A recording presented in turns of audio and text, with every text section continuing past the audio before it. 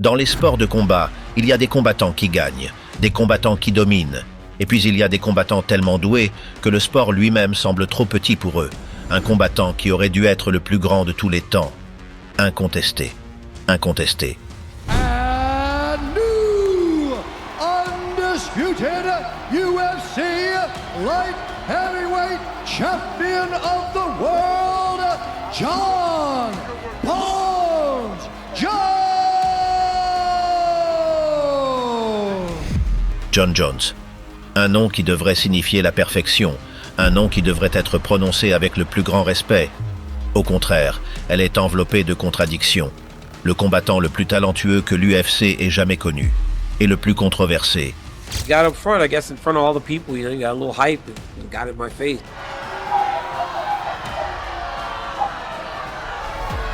I actually admire that you can actually be this fake and like when the TV comes on, how you can just change. Thank you. Un homme qui a vaincu tous ses adversaires. Pourtant, il a dû mener des combats acharnés en dehors de l'octogone. I didn't get stripped from my championship. I had a long year. Court cases, lawsuits, just a whole bunch of stuff, you know? I'm a good person. And John, you are a bad person. Ce n'est pas l'histoire d'un boxeur qui n'a jamais eu de talent. C'est l'histoire d'un homme qui avait tout et qui a tout perdu.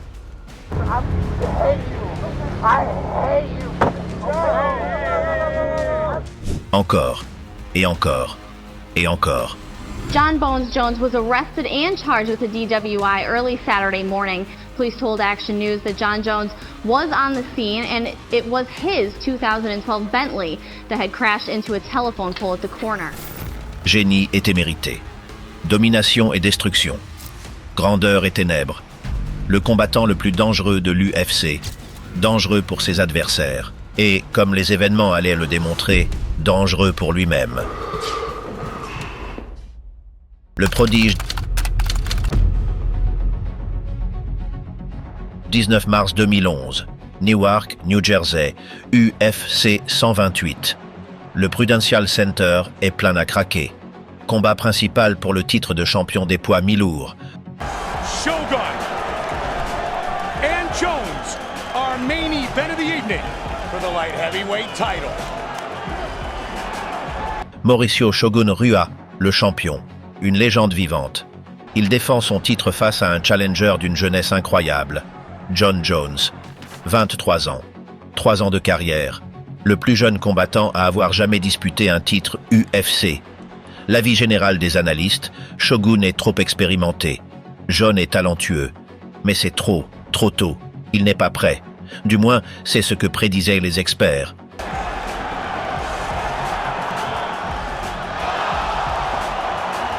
Flying knee early. Red trunks for Jones, head kick. White trunks for Shogun. Right away, Jones opens up wide. Creative, unorthodox, but it also can leave you exposed.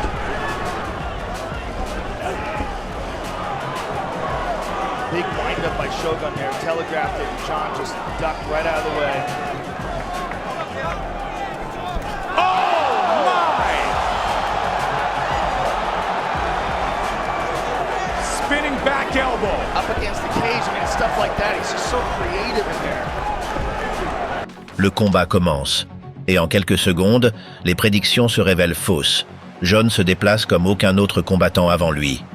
Grand, allongé, imprévisible. Une allonge de 215 cm. La plus longue de l'histoire de l'UFC, il exploite chaque centimètre. Des coups portés depuis des angles impossibles. Des coups de coude tranchants comme des lames. Des coups de pied d'une précision brutale. Shogun, le vétéran, le champion, la légende, est incapable de résoudre l'énigme. Il est impuissant face à lui. Il est impuissant à le toucher. Jon est partout et nulle part à la fois. Il combat depuis des positions qui ne figurent pas dans les manuels scolaires. Coups de coude retournés en clinch, coups de pied à des distances impossibles. Recule tout en attaquant vers l'avant. Magnifique, violent et absolument bouleversant. Round après round, Jon démantèle le champion. Pas d'un seul coup. Par une destruction systématique et chirurgicale. Au 3e round, ce n'est plus un combat. C'est une déclaration. Shogun semble impuissant. L'arbitre arrête le combat. It's a man against boys. I mean, this is It's just the story of every Jon Jones fight. That one hurt him. That one opened a brutal elbow. Big elbows. Trying to finish this fight. Shogun's badly hurt, Mike. Jon Jones looking to finish Shogun. Vicious knee to the body and an uppercut.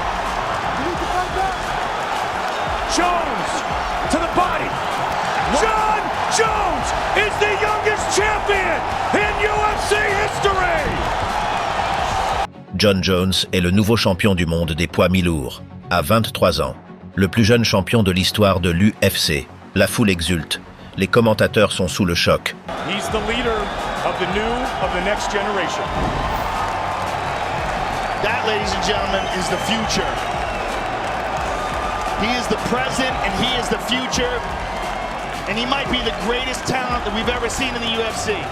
On ne devient pas champion aussi vite. Les enfants prodiges ne deviennent pas des légendes aussi rapidement.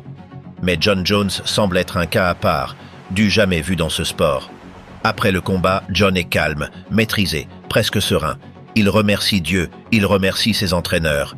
Il affirme que ce n'est que le début. Il a raison. Le règne de la domination commence. Jon défend son titre à maintes reprises. Quinton, Rampage, Jackson, Lyoto Machida, Rashad Evans, Vitor Belfort, Chael Sonnen. Tous les meilleurs prétendants, tous les combattants dangereux, Jon les bat tous et il ne se contente pas de les vaincre, il les domine. Face à Machida, un maître de l'attaque, Jon l'achève avec une guillotine debout. And he did that when he used his wrestling. Again they battle in another big knee. 45 seconds on the clock in the second. He's got a choke. Trying to choke him out and finish the fight here. Lyoto's in trouble. Trying to finish this fight. It is all over. It is all over. Wow. Jon Jones remains. Face à Belfort, un redoutable cogneur, Jon manque de lui arracher le bras avec une clé de bras. See the damage done to the eye from those elbows of Jones. Big John McCarthy right on top of the action. Oh, he's going to get smushed. This is it. Oh, man. Big elbows by Jon Jones. Not good for Belfort. He's trying to get him in the mounted crucifix. He just needs to secure the right arm. Now he's going for a Kimura. It is all over! That's it. Jon Jones remains the UFC light heavyweight champion. Face à Sonnen, un lutteur dominant, Jon le soumet avec des coups de coude et un étranglement. Knee to the body, same technique that finished him with Anderson Silva. And there's a nasty elbow over the top, and another one, and a punch. Vicious elbow, another vicious elbow, another punch. Ladies and gentlemen, referee Keith Peterson has called a stop to this contest at 4 minutes, 33 seconds of the very first round. Declaring the winner by TKO and still the undisputed UFC light heavyweight champion of the world. Combat après combat, Jon trouve toujours une solution. Ni grâce à sa taille, ni grâce à sa force. Par l'intelligence, la créativité, le talent. Son intelligence tactique est exceptionnelle. Il repère des ouvertures que les autres ne voient pas. Il s'adapte en plein combat d'une manière qui stupéfie les entraîneurs. Il improvise des techniques sur le champ. Coups de coude rotatifs, coups de pied obliques, coups d'épaule. Des mouvements qui deviendront sa marque de fabrique. Des mouvements que les autres combattants commenceront à étudier et à copier. En 2013, Jon Jones était considéré comme inarrêtable, imbattable. Le plus grand poids mi-lourd de tous les temps. À seulement 26 ans. Les analystes s'interrogent sur son héritage dans plusieurs décennies. Combien de titres remportera-t-il? Combien de records battra-t-il? La question n'est pas de savoir si Jon deviendra grand, mais à quel point. Jon Bones Jones, un surnom qui lui va comme un gant, grand, maigre, squelettique, mais d'une force insoupçonnée, un corps bâti pour combattre de manière apparemment injuste, et à l'intérieur de ce corps, un esprit qui comprend le combat à un niveau que peu atteignent. Il semblerait que ce boxeur dominera ce sport pendant la prochaine décennie. Qui prendra sa retraite en tant que plus grand joueur incontesté de tous les temps?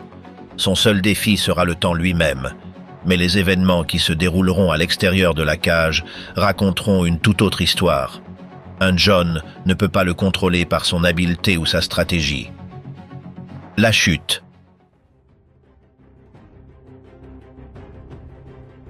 La première polémique publique éclate en 2012. Non pas dans la cage, mais à l'extérieur. John doit affronter Dan Henderson en défense de forme, dans quelques semaines. Puis Henderson se retire sur blessure. L'UFC propose un remplaçant. I was supposed to fight John Jones in the UFC for a title, and I got injured before the fight and had to pull out, and you never got that chance to fight him. So I'm really grateful that I get to finally compete against this legend. It would have been nice to be able to throw punches, but for now we'll test each other in a different way. Yeah, it'll be fun to get in there and see how I do against him. I think John Jones is a good wrestler, but I'm pretty sure I can choke him. I'm just a really competitive person. I've never lost in martial arts, including jiu-jitsu. So when I go out there and compete against Henderson, I'm going to absolutely do everything in my power to win. Odds are we're probably going to end up in overtime, and I'm going to be trying to break his arm off. It would make me feel a lot better going out beating a guy who's never lost in martial arts. So I know he's going to have a little bit of a chip on his shoulder, and I'm going to make sure that I stay undefeated in all martial arts. Chael Sonnen, préavis de 8 jours. Les entraîneurs de John lui conseillent de refuser. Ils évoquent les difficultés stylistiques liées au court délai. John refuse le combat. L'UFC ne trouve pas de remplaçant. What do you think about the fight this weekend? I was in Japan. I saw highlights of it. Pretty crazy. Is John Jones officially back? He got the job done, and he's a champ now, so yeah. Pour la première fois de son histoire, elle annule un événement entier. L'UFC 151 est annulé. Dana White critique publiquement John. Il qualifie sa décision d'égoïste. Il affirme qu'un vrai champion affronte n'importe qui, n'importe où. La réaction des médias est virulente. Les fans expriment leur déception. John tente de s'expliquer. You know, I think more was striking. You know, like H-Bound, he's a very talented fighter. You know, it seems like it's like an insane missile. You know, he just lands at all different angles with that right hand. His wrestling, he's a little older. I've been out of college for almost 5 years now. I don't enjoy wrestling as much as I used to. And, you know, Dan's, you know, way older than being out of college 5 years. So I'm sure his passion for wrestling could be, you know, slowly, possibly decreasing, and maybe he's focusing on the striking more. So, you know, his striking is more concerned than his wrestling. La polémique persiste. Les combattants des combats préliminaires perdent leur cachet. Le récit change. Viennent ensuite des incidents plus graves. Janvier 2015. John est contrôlé positif au métabolite de cocaïne. Hey, so I just saw that John Jones tested positive for cocaine. Oh my god. After his fight. You've got to be kidding me. Does this make him line for line the best fighter of all time, or what do you guys think? Or is it just a bump in the road? What do you, honestly, I mean, do you think his game plan was poke and coke? Or no, I'm kidding. No, I mean, what does this do to John Jones, for real? Wow, I don't know. This is crazy. Hors compétition. La cocaïne n'est pas une substance interdite par le règlement, mais le résultat du test est rendu public. John Jones, le champion qui remercie publiquement Dieu dans chaque interview, a de la cocaïne dans le sang. I beat you after a weekend of cocaine. And prostitutes. Wait. I thought that first time was the first time you did cocaine. I had So wait, you had been doing cocaine. I had two. Okay, I get your super I had drugs. two great Congratulations. back-to-back weekends. Cocaine one, your ass the next. It was great. That's a month for the ages. That's one hell of a weekend for a millionaire druggie. Hey. John admet en consommer à des fins récréatives. Il qualifie cela d'erreur. Il dit qu'il va se faire aider. Cette révélation soulève des questions. John s'est toujours présenté comme un homme irréprochable, religieux, un modèle à suivre. Le fossé entre l'image publique et le comportement privé devient visible. 27 avril 2015. Albuquerque. Tôt le matin. John conduit une voiture de location. Il grille un feu rouge. Il percute 2 véhicules. Une voiture est conduite par une femme enceinte. Elle est blessée.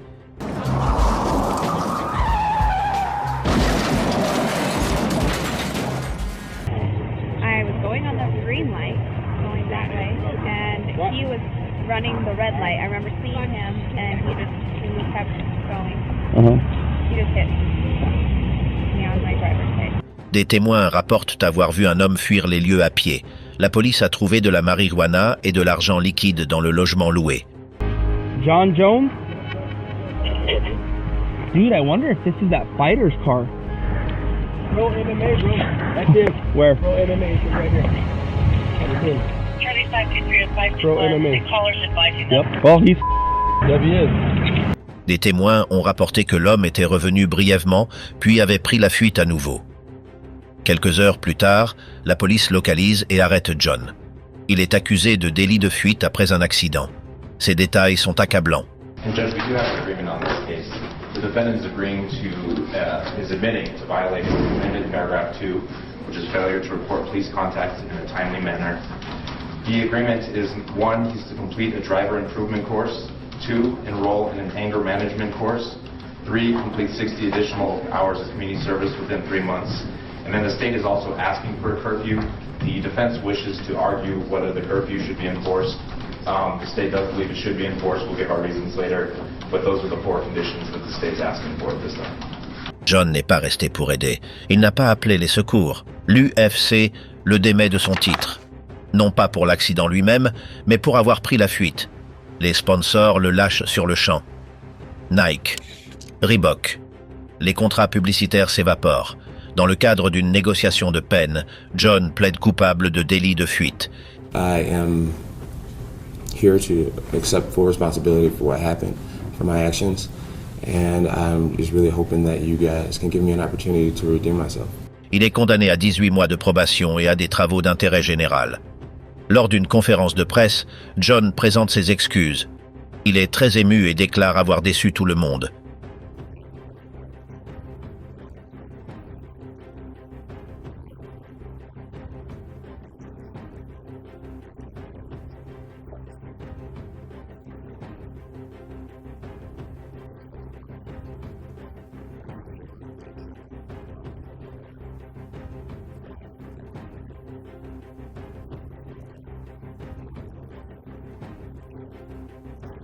Il est question de demander de l'aide, de changer, de s'améliorer. L'opinion publique est partagée. Certains acceptent ses excuses. Beaucoup restent sceptiques. Le schéma se précise. La cocaïne, l'accident, la fuite. Avril 2016. 1 an plus tard. L'UFC le réintègre, lui offre une nouvelle chance. Il doit affronter Daniel Cormier pour le titre. La tension monte crescendo. John contre DC. Une animosité personnelle, une tension palpable. Dans les interviews, John paraît concentré. Il dit avoir changé, avoir tiré des leçons de ses expériences et que cette fois-ci, c'est différent. 3 jours avant le combat, John est retiré de la carte. If John is ever back, would you ever go through this again? Would you fight him again, given what you've been through with him? And this is the 4th time you tried to fight with him. It's very disappointing. I've always fought whoever the UFC's offered me to fight. So I guess if John was back and the fight was the fight, then of course I would take it. L'USADA le signale pour une possible infraction aux règles antidopage. 2 substances interdites ont été détectées, l'hydroxychlomyphène et le létrozole. Ces 2 médicaments sont couramment utilisés pour relancer la production de testostérone après des cycles de stéroïdes. John affirme que les substances provenaient de pilules pour améliorer les performances sexuelles contaminées. I don't know. I mean, we really got to look and see who's available, who's willing.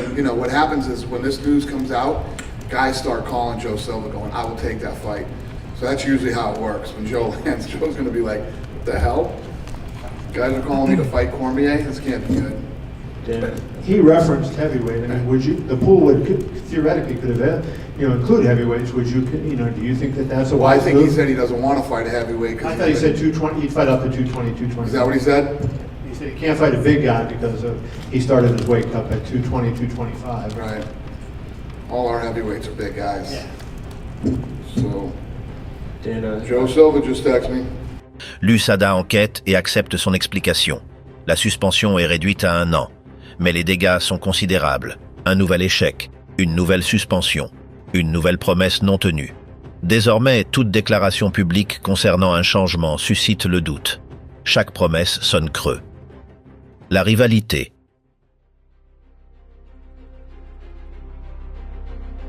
Pour comprendre le parcours de John, il faut comprendre Daniel Cormier. Aucune rivalité dans l'histoire de l'UFC n'a une telle intensité personnelle.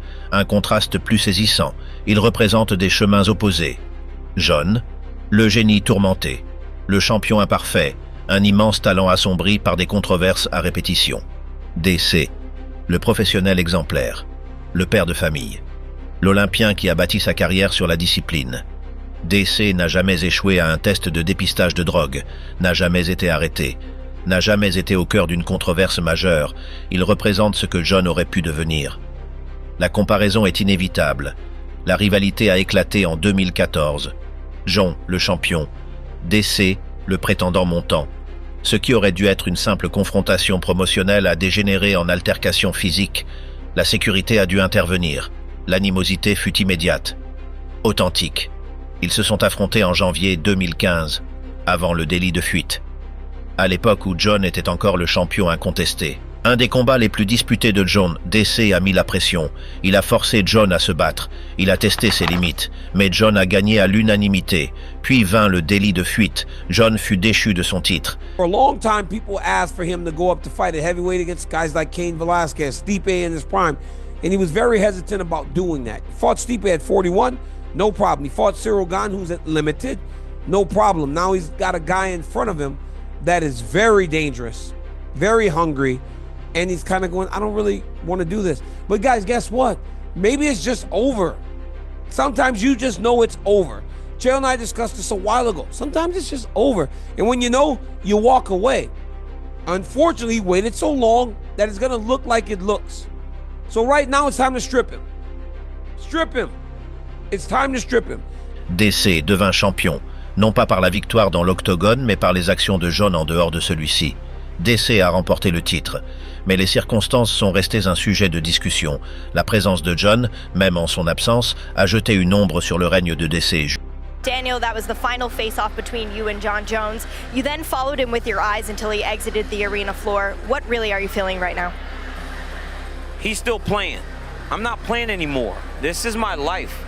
You know, he won the first fight, okay, but he's still playing, blowing kisses, putting on a show.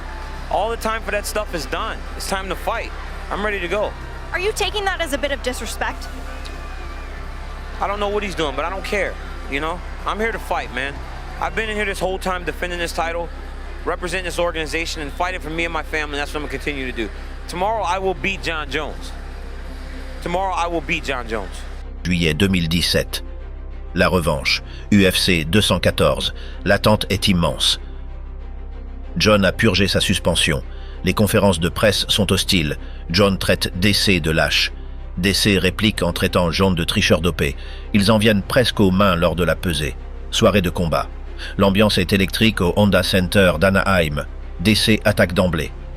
To take on one of his chief rivals, if not his chief rival, the reigning champ, Daniel Cormier. Tonight's Fight Clock is brought to you by HSS, the world leader in orthopedics. Jon Jones in white getting off early here. Cormier in the black with gold. Cormier checking the kicks very well right off the bat. See if he catches it. Create wrestling from the catching those kicks at all. Oh, big. Looked like he knocked the mouthpiece out. He did. Huge Big John picked it up. Spinning back kick to the body by John. Jones is fighting without a mouthpiece right now. Big John looks for an opportunity to give it back to him.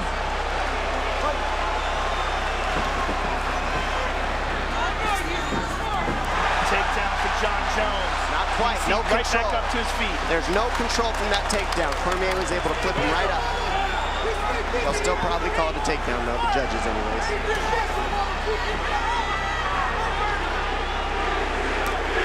Jones with left hand over the top. Southpaw stance from Jones. Watch the left high kick coming. See, Jones is eating the inside kick coming over the top of the Superman punch. Small cut underneath the left eye of Daniel Cormier.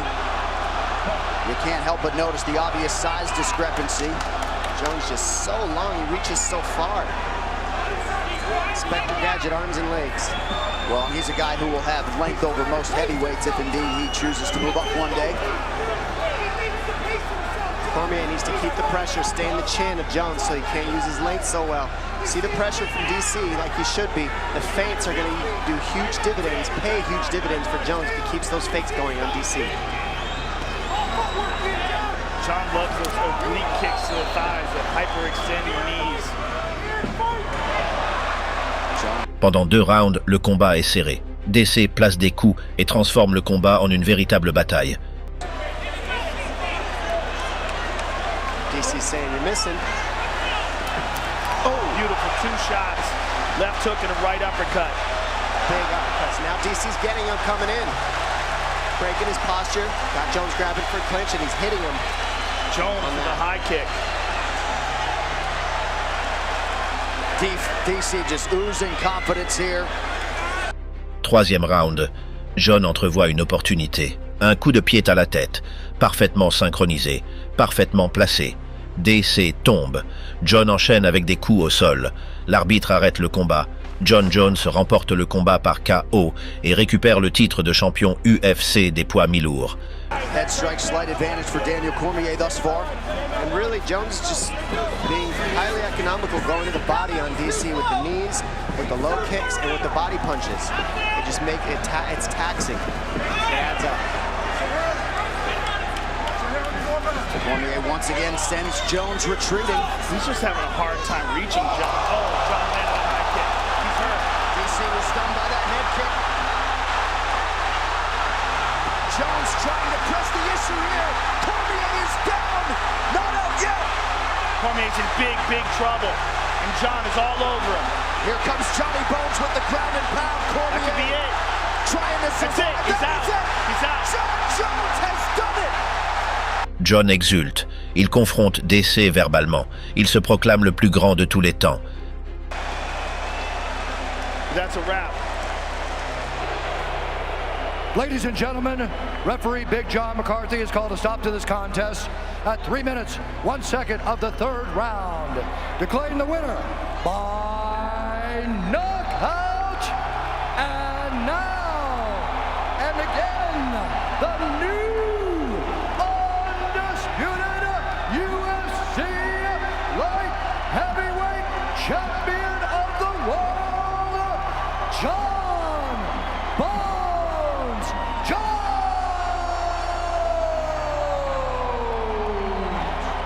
La performance est magistrale. Le moment semble être celui de la revanche. Il se tient là. Give us your thoughts right now. I don't know, man. I thought the fight was going well. I don't even know what happened. It's like I got kicked in the head. Oh, man. I'm so disappointed. You know, I don't think it's a good idea to interview fighters after they've been knocked out, but I really wanted to give you a chance to express yourself. I know this was an incredible moment for you. It was very emotional. What can you say at all about this and the rivalry between you and John? I don't know, man. I guess if you win both fights, there is no rivalry, so I don't know. Thank you for everything, Daniel. Daniel Cormier, ladies and gentlemen. La ceinture à la main. Un instant, le récit semble réécrit. 1 mois plus tard, John est contrôlé positif au turinabol, un stéroïde anabolisant. L'échantillon a été prélevé la veille du combat. L'USADA le suspend. La Californie annule le résultat et déclare le combat sans contestation. John est déchu de son titre. DC récupère la ceinture. Non pas par la victoire, par le test positif de John. La réponse de DC est directe. Elle apparaît sur plusieurs plateformes. Elle traite John de tricheur et de menteur. I think it's crazy. You know, it's one of the craziest things, and USADA's being very straight line saying due process. Right. But the reality is, you can't fail drug tests. You can pass 100 tests, you cannot fail one. And they're saying we have to wait for the due process, but what are we waiting for? You know, we've tested the A sample, tested the B sample, and if there's anything, you cannot test positive. The fight is a no contest. If he cheated, he could not have fought and cheated and still won the fight. So once again, I'm the UFC champion. Now, people will say stuff like, well, you got handed the belt. He cheated, and the reality is for me to say, I don't want this title when I was gonna be in a championship fight anyways. Right. financially, it's just a big difference if I don't fight as the champion opposed to fighting for a vacant title. I'm taking the belt. Il affirme que le KO ne compte pas car John avait des stéroïdes dans son organisme. Il prétend que John ne l'a jamais battu à la loyale. Cette affirmation est difficilement contestable. Le KO est survenu alors que John était contrôlé positif. Cette rivalité a nui aux deux combattants de manière différente. Les victoires de John sont entachées d'astérisques. Sa crédibilité est compromise. Chacun de ses succès est désormais remis en question. DC a perdu la victoire la plus nette et incontestable. Ils ont vaincu tous les autres. Mais ils n'ont pas pu échapper à l'histoire de John Jones. DC a déclaré publiquement que sa défaite face à John l'avait profondément affecté. Pas la défaite en elle-même, mais avoir perdu contre quelqu'un qui a ensuite été testé positif. À 2 reprises. DC n'a jamais obtenu de réponse. La question n'a jamais été réglée de façon définitive. Sa carrière a été marquée par son lien avec John Jones. Cette rivalité ne se résume pas à une simple question de compétence martiale. C'est une question de contraste, de choix, de caractère. John a vaincu DC dans la cage, mais pour tous les autres critères, la comparaison penche en faveur de DC. La résurrection. Après sa suspension pour cause de turinabol, John a purgé 15 mois de prison. Décembre 2018. Il a fait son retour. Il a affronté Alexander Gustafsson pour le titre vacant des poids mi-lourds. Good defense from both gentlemen there.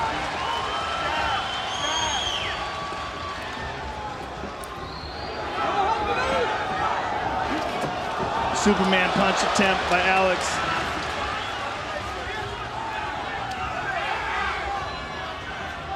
Gustafsson lands there to the body. 1 minute now to go, round 1. Gustafsson looking for the trip there. Good kick to the body by Jones.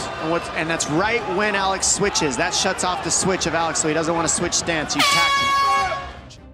John a gagné par arrêt de l'arbitre au 3e round. Il était affûté, concentré et technique. The big difference in this fight has really been the leg kicks. Good entry there by Jones. He gets his first Jones takedown. on top. Elbows by Jones.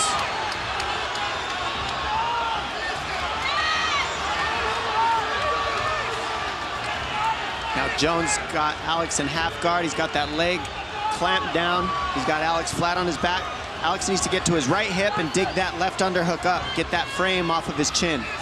Push that by, get towards the hips. He's also tying up that arm and forcing Gustafsson to be in that position where he could darce him.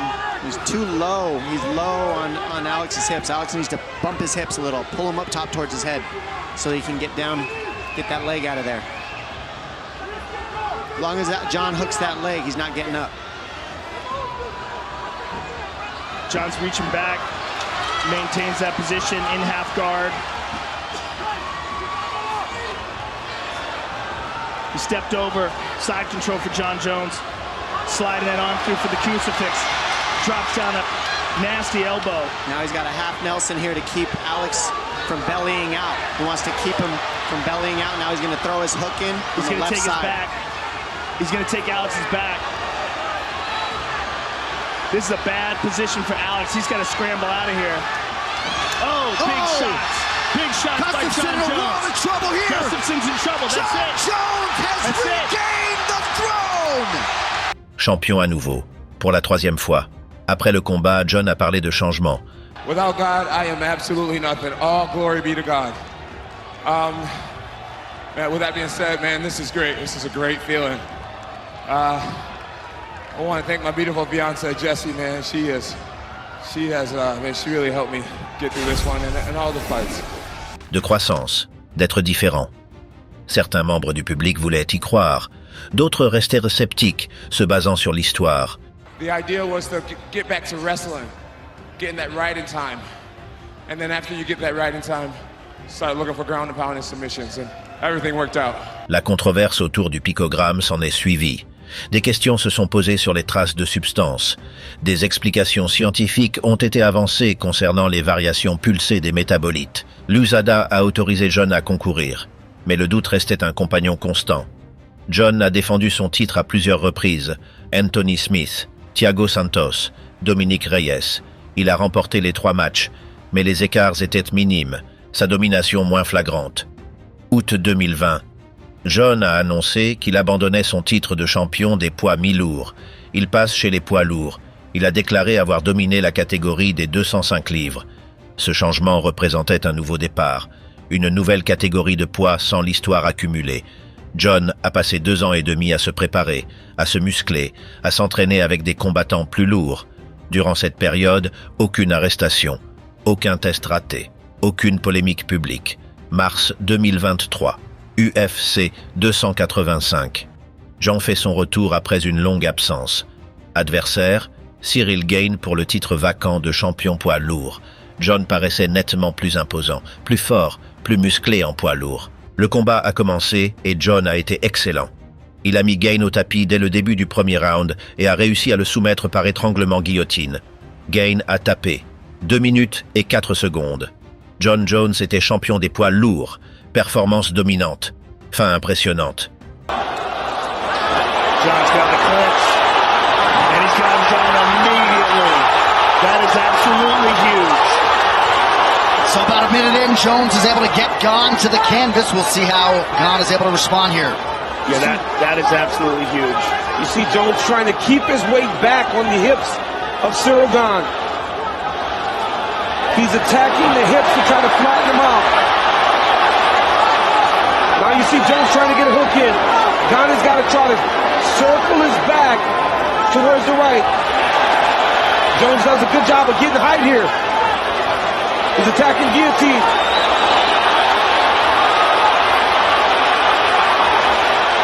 He's not under the chin. And Gane's head is not really in there. Certainly applying pressure, though, and keeping his head bent down makes it difficult to breathe. He's making him carry his weight. Yes, that's important. Jones is just making him carry him. And he's putting pressure.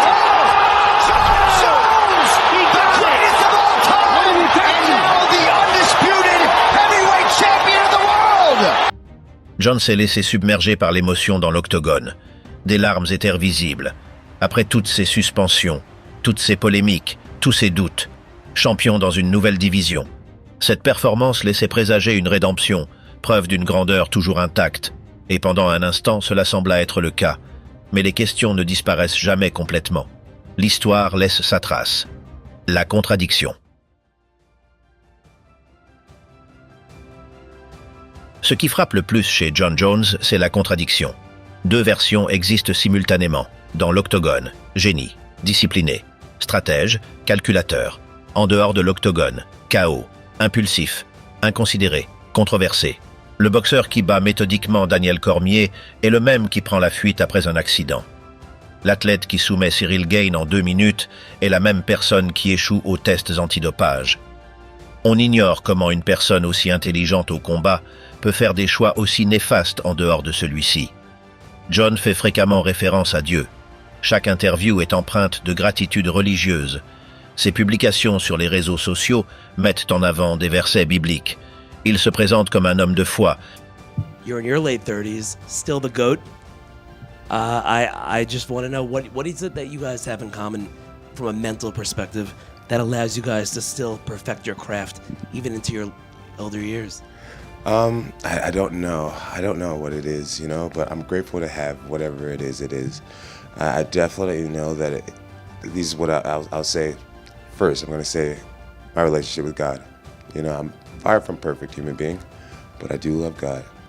And I feel like he loves me too. He loves us all, really. My fiance, she's taken me very far. Without her, I would not have made it this far. I know that for a fact. My team, the men in my life.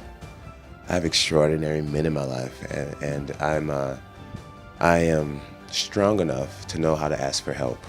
Quelqu'un guidé par des principes spirituels. Mais les actes ne correspondent pas aux paroles. L'écart entre les valeurs affichées et les comportements est considérable. Visible, incontestable. Certains y voient de l'hypocrisie. D'autres y voient une lutte authentique. Peut-être que John le croit vraiment, qu'il veut vraiment être la personne qu'il décrit. Peut-être que le John religieux est authentique, et le John téméraire l'est tout autant. 2 camps en conflit permanent. Aucun ne l'emporte totalement. Les proches de John font face à leurs propres difficultés. Entraîneurs, famille, amis, beaucoup se soucient réellement de lui. Mais la bienveillance ne suffit pas. Soutenir une personne confrontée à des comportements autodestructeurs répétés est épuisant. La femme enceinte victime de l'accident de 2015 symbolise le coût humain de cette tragédie. Son nom est rarement mentionné dans les médias, mais elle existe. Elle a été blessée, elle a été laissée pour compte. L'affaire a été réglée à l'amiable. Les règlements financiers n'effacent pas ce qui s'est passé. L'intelligence de John rend le schéma plus difficile à comprendre. Ce n'est pas l'ignorance qui engendre les erreurs, mais le génie allié à un mauvais jugement. Cela suggère quelque chose de plus profond qu'une simple négligence, quelque chose de psychologique, une chose que le talent et l'intelligence seuls ne peuvent résoudre. Le plus tragique, c'est que John aurait pu être à la fois talentueux et exemplaire. Nul besoin de choisir entre l'excellence en compétition et le caractère en dehors. Il aurait pu avoir les deux, il aurait pu être comblé. Au contraire, il est le meilleur combattant et l'une des figures les plus controversées. Cet écart représente un choix, pas une fatalité, et cela lui a coûté tout ce que le talent seul ne peut lui apporter. Le respect, l'admiration, un héritage simple, la paix. La question. Novembre 2024, Madison Square Garden, UFC 295. John défend son titre de champion du monde des poids lourds contre Stipe Miocic. Stipe est une légende, le plus grand champion poids lourd de l'histoire de l'UFC, triple champion. Mais Stipe a 42 ans. Il n'a pas participé à une compétition depuis plus de 3 ans. Le contexte compétitif est clair. Il s'agit d'un combat historique, un nom prestigieux. Ce n'est pas l'option la plus difficile. John domine la situation. Il met Stipe KO d'un coup de pied retourné au corps au 3e round. Brutal, technique, décisif.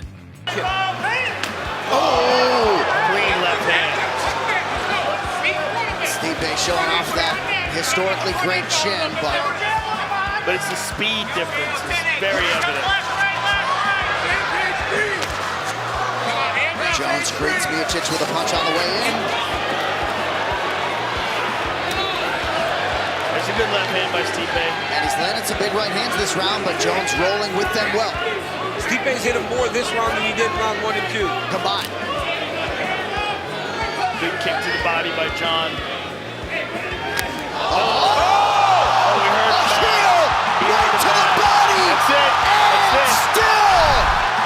How good is Johnny Bones? How good! Wow! John conserve son titre. Il célèbre sa victoire. Il évoque son héritage. Le fait d'être le plus grand de tous les temps. La prestation est impressionnante, mais la conversation dévie aussitôt sur autre chose. À quelqu'un qui n'est pas dans la cage. Tom Aspinall. Tom est assis au bord du ring, le champion intérimaire des poids lourds. Il a remporté le titre intérimaire en mettant KO Sergei Pavlovich en 69 secondes. We talk about Pavlovich's size, but DC, Tom Aspinall walked into the fighter meeting and you said to him, man, you are enormous. Boy, he looks so much bigger in person, right? But it's because he's a little taller, Right. long and lean for the heavyweight division. That's not what you used to see. Oh, he hurt him. Sergey tagged him early. Yeah, Tom took a dose. But he knows. Oh, he's on notice now. Yeah, he's on notice. Toyo Tires, official tire of UFC. You can't make any mistakes with Sergey. Aspinall's father, Andy, in his corner. He's been at essentially every training session since Tom was 8 years old. Those leg kicks will pay dividends.